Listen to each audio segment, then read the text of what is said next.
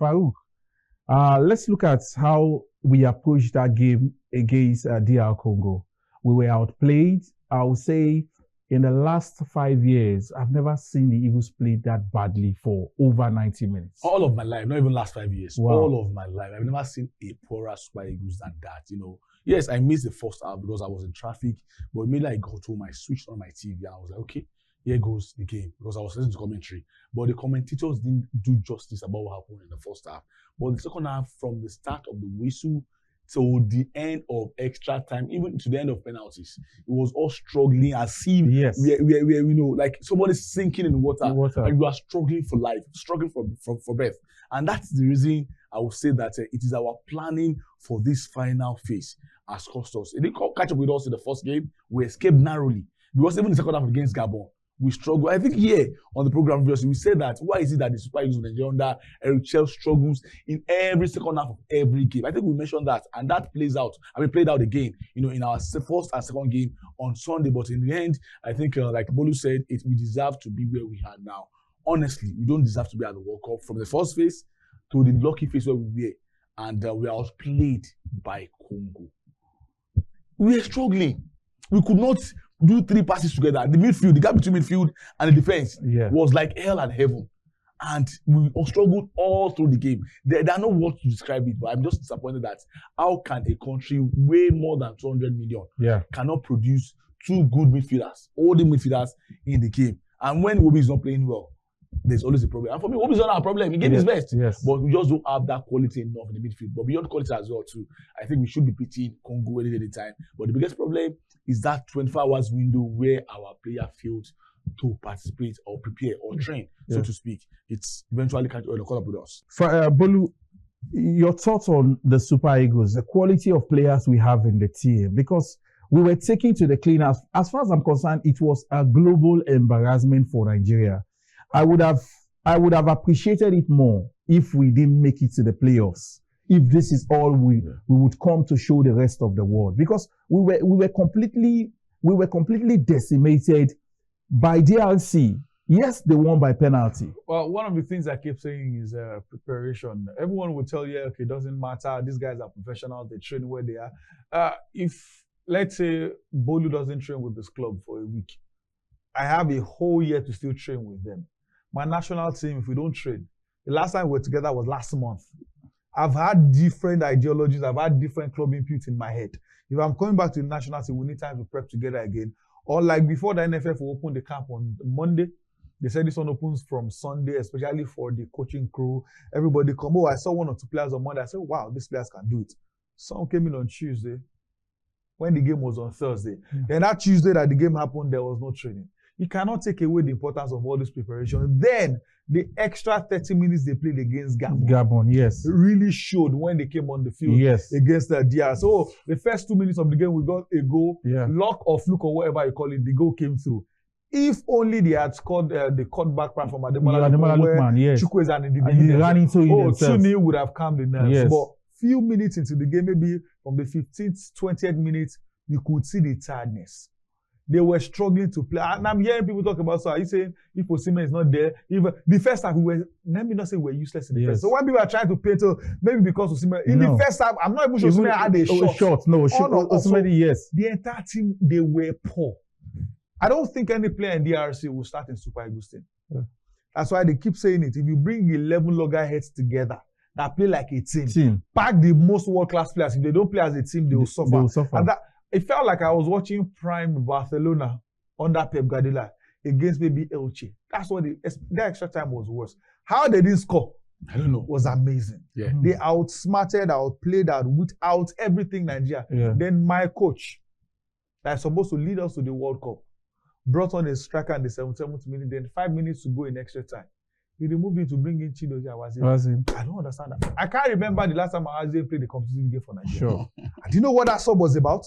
I didn't know what, I said, okay, maybe for penalty. We play 7 kicks. Awazim. So why did you bring him up? Nigeria Super Eagles #1 penalty taker.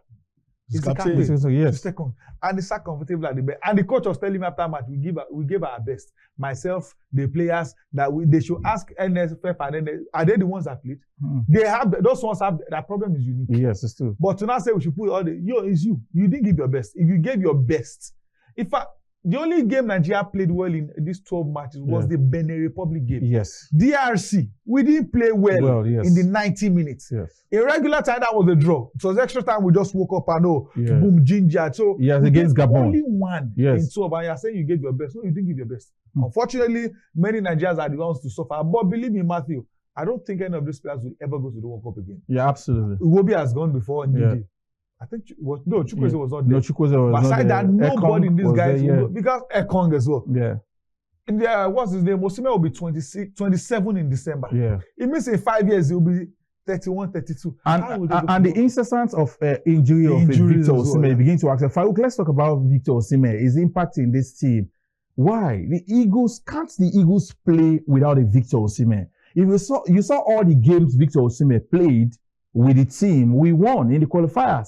He was away under Finidi, he was away at some point under Pissarro when we started the qualifiers. And those games, we couldn't get maximum points. Automatically, it is safe to say this team is an Osimhen Eagles. Without an Osimhen, the team is just there. It's not out of place to say that a player should not be the best player in the team. Yeah.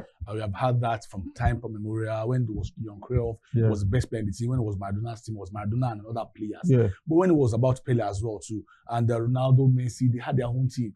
But that does not mean that once they are not playing, the whole team should switch off completely. Osimhen is arguably top 5 striker in the world now. Yeah. And it shows that whenever he gets the services. He missed 1 or 2 chances once in a while. But it should be a plus for us that he's playing. And if he's not playing, it should not be that big or an obvious thing. Rather than play against Albania, they scored 9 goals. Yes, it was Albania. Was it Albania or Armenia? Armenia, yeah.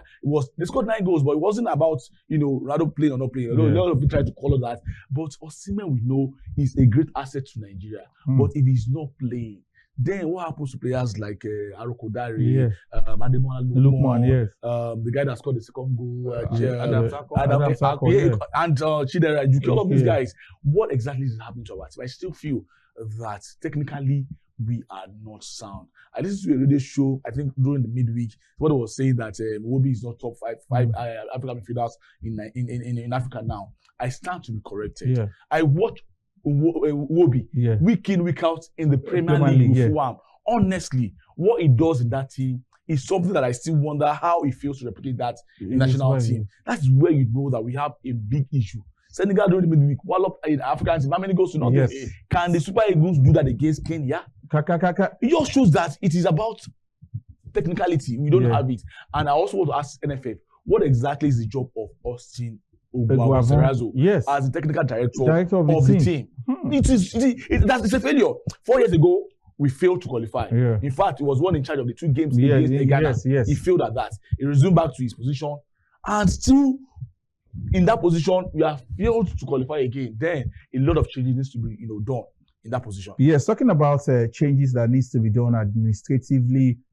Let's talk about the gaffer and his input in this team. But I just still feel that the manager was exposed. Maybe he's been covered up by some persons. Something tells me that he's still not the man to lead the Super Eagles. We built up to the Nations Cup, and I've seen friendly games from the Moroccans, the Senegalese, the Tunisian team, and you ask yourself, can the Super Eagles win the next AFCON with this same manager? The question is, can we get to the semi-final? I don't think we're winning the AFCON. Based on what I've seen so far, competition is obviously different. Yes. I don't even think we'll make it to the semi-final of that. Wow. Because performance-based, mentality-based, it feels like we are way behind. We are way behind. It feels like we are way behind all the North Africans. Yes. That's like about 5 already. Yes. Then you come talk about Ivory Coast. Talk about Senegal. Then we are battling with Benin. We are battling with Lesotho. We are battling Zimbabwe. Ghana seems to have a decent side this time. Ghana are even bantering us now for World Cup. So it doesn't look like it. Yes, again, competition, things can change. Everything can feel like, oh, wow, these guys are having it. But competition, and it is what we are seeing that will make us anticipate what the competition is like. And unfortunately, I'm not seeing Nigeria at the semi-final of the next AFCON. Maybe they can wow me. Maybe at least if they win the AFCON, it won't change the fact that they're not going to the World Cup. But at least it can clear all of that. At least despite the sadness, there's still joy. It doesn't feel like it. I asked myself, why did Pesero change the lineup he had? I thought the only change that will happen in that game was Shemi Ajayi. Shemi Ajayi coming back was suspended for the Gabon. Shemi Ajayi comes back. Frederick's back to right. Then I thought that would be the only change. Immediately I said, like, what's going on? I think he even changed formation from 4-4-2. Change formation, yes. change everything. I'm like, oh, we are back to 4-3-3. And unfortunately, it didn't have effect anything on the boys. I'm not sure Chelle is the man. He failed at Chan. People gave excuses for him. Now, no matter what you call it, it's still a failure to qualify for the World Cup. You can tell me he didn't take over the job, but he had more than enough chances to have qualified. Yes. He could have qualified. Just a win against Zimbabwe, Nigeria would have been at the World Cup. A win against South Africa, we would have been at the World Cup. A win against the DRC, at least, would take us to the major playoff, which I believe we could have qualified for. Unfortunately, we are not there. People have given excuses for this one, excuses for Chan. Let's see what will happen when it's time for the AFCON.